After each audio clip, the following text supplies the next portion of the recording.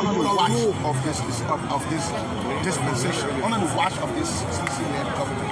The money was increased, the budget was augmented from $250,000 or $250,000 to $600,000. Even though I think that money is a drop in the bucket, but I also objectively think that it's a big step in the right direction. Section 5 of the Act that established the National Commissions on Disabilities also states that for every 100 person employed in a government entity, 4% of those people should be persons with disabilities. That too will curtail the aggressive panhandling or the street hustlers. You understand what I'm saying?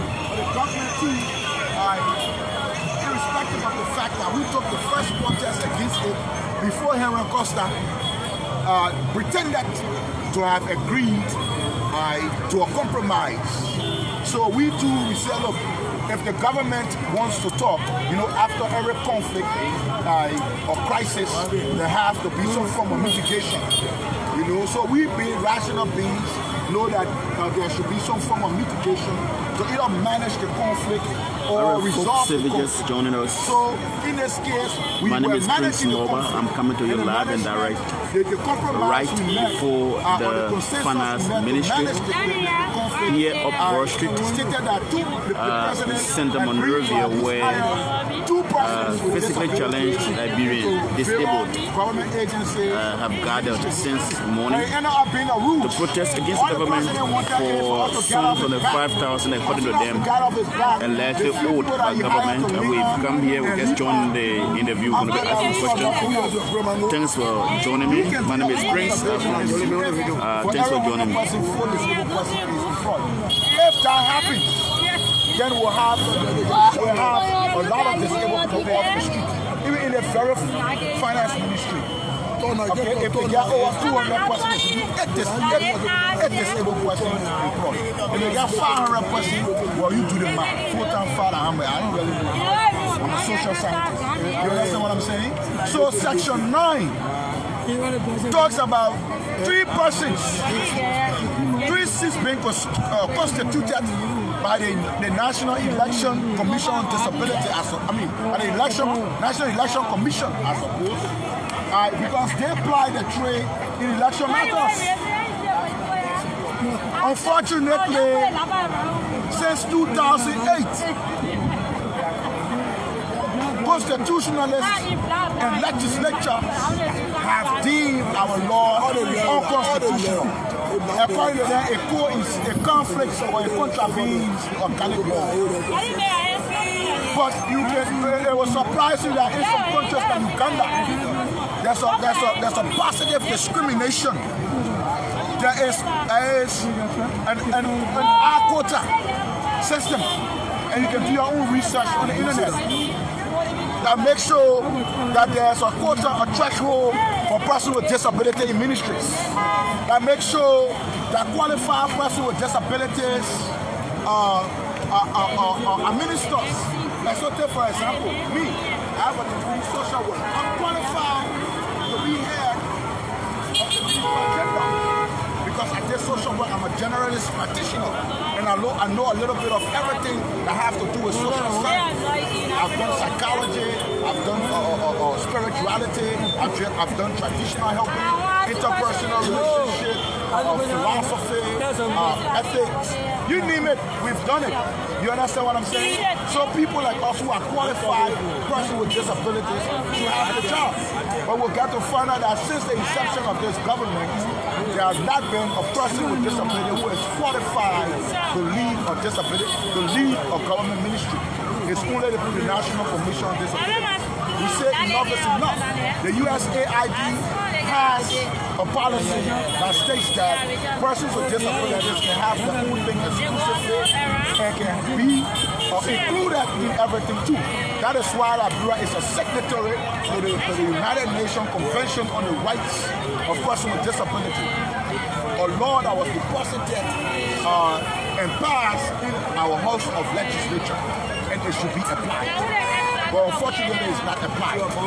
So laws like Section 9 of the Act that gave persons with disability 3 seats is deliberately ignored. Because we even brought that issue up to the president, and the president said on his watch, these elections, there were going to be 3 different constituencies enacted so that disabled people can vote 3 persons in the house, 2 persons of the state. Unfortunately, that got another 3-day Liberian news, and it just ceased. So as a result, there's no representation for persons with disabilities in the house to be able to legislate laws that will emancipate our people. So how long you been here? Well, we've been here for hours. I cannot tell now. You know, when my advocates hit me, I feel no pain. So we were even prepared for the rain.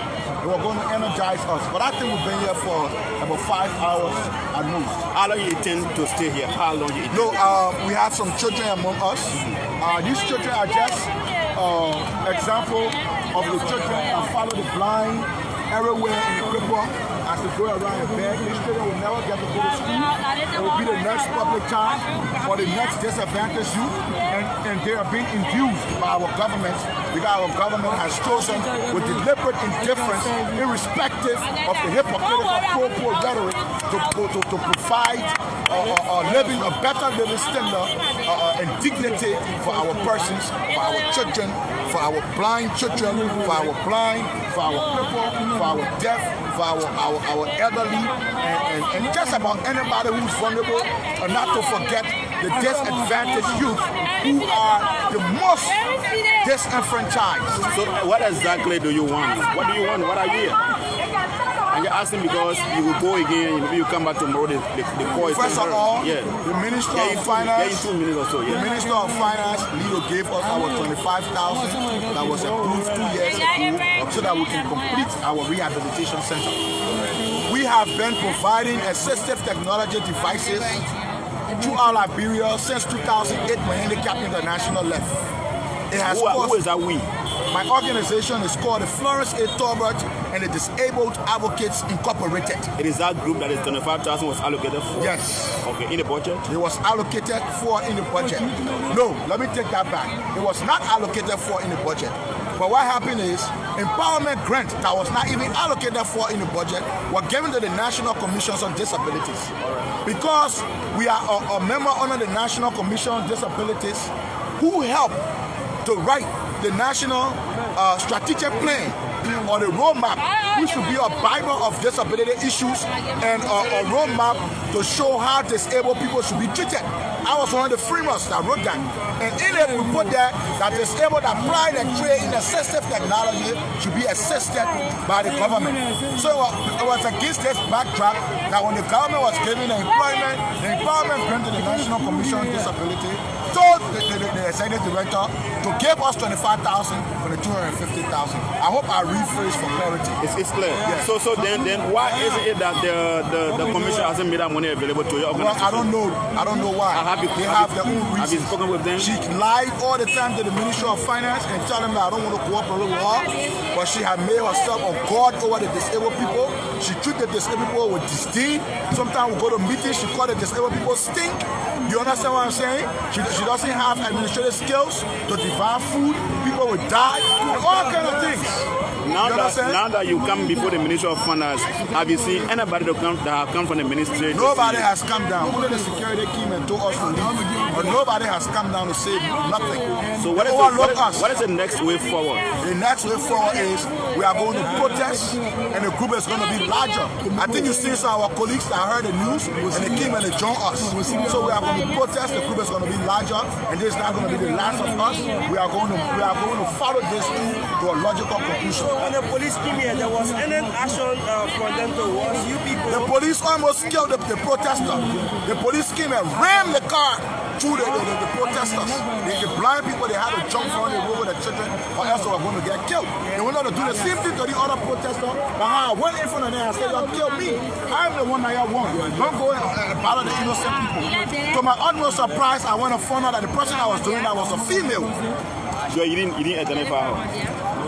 I think she ran away now. I think she won. The next question I let to ask you: you are contesting in this election. I'm sure you'll be busy from now to Tuesday. How are you going to sustain this when you will have to talk to your people? To campaign? Yeah, not campaign per se, but you have to talk to your people to go to vote. And election is just in a few days. People will let us sit home and all those kinds of things. So how are you going to sustain this? Well, we are going to be able to sustain it through the special grace of God. Okay. And we are going to make sure that these kind of social actions meet the government to let them know that we are not satisfied. You know, there's a proper arrangement. George Weah is supposed to be very serious about getting our people off the street, getting these children in school. Look at all these children that are not in school. They should be in school. You understand? They shouldn't be following the blind parents in the street begging. The blind parents who have an opportunity to get businesses. You understand? To be at home, to have a shelter, to have at least $50 every month with 25 kg bag of rice, at least, and a business to do so that they can stay off the street. But people risk their lives every day in traffic begging. What's your name again? My name is Samuel Sumo Chuchutin Senior. Okay, in the name of the organization? My organization is called the Florence A. Talbot and the Disabled Advocates Incorporated. I just wanted to make a disclaimer. This thing that I'm doing right now is a social action in my capacity as an activist, not a political actor. Because some people might say, oh, it's a publicity stunt to get votes or to be popular. No.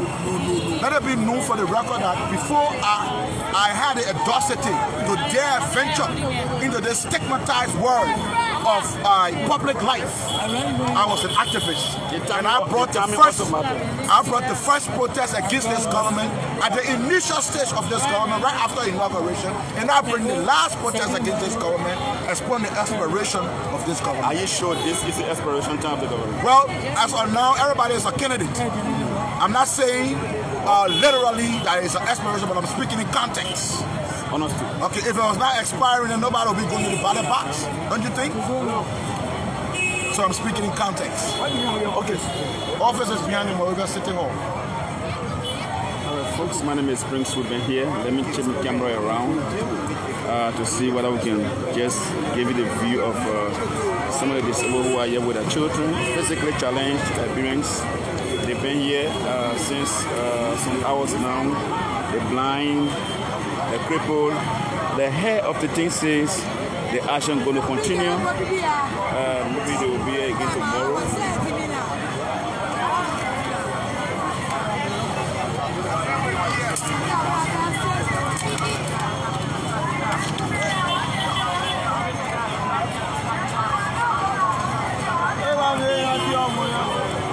So thanks for following us. Do join us another time for another live broadcast. My name is Prince, bidding you bye-bye for now. Thanks for following.